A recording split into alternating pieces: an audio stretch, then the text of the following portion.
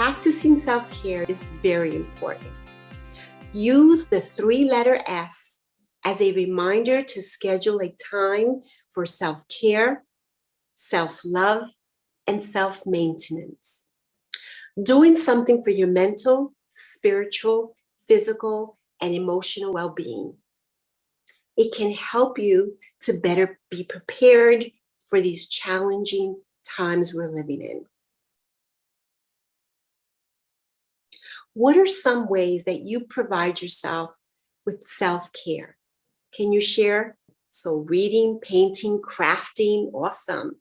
Serving at the pantry, getting a mani and pedi, exfoliate my face and body, draw a bath, jogging, massage.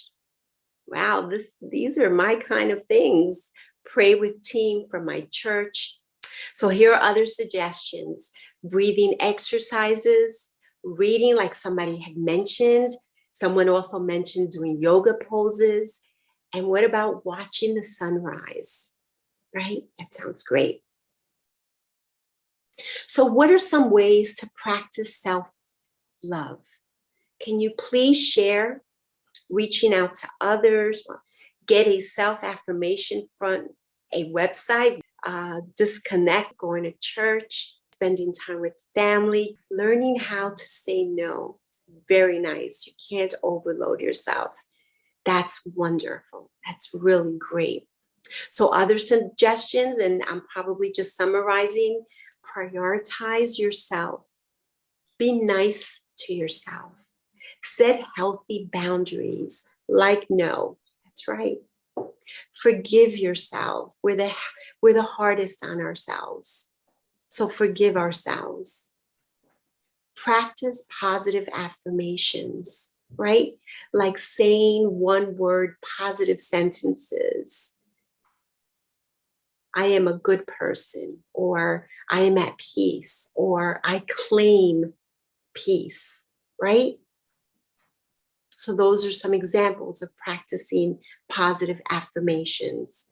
Others of you have shared limit time watching news, taking time for yourself and helping others, encouraging your friends, being around positive people. So what are some ways to practice self-maintenance? Self-maintenance. Can you please share? Get enough sleep. Exercising, very nice. Stay hydrated, eat healthy, stick with a balanced schedule. Walking, dedicate time for your self-care, such as every Saturday. Have a me day. That is great. So I'm going to add some more.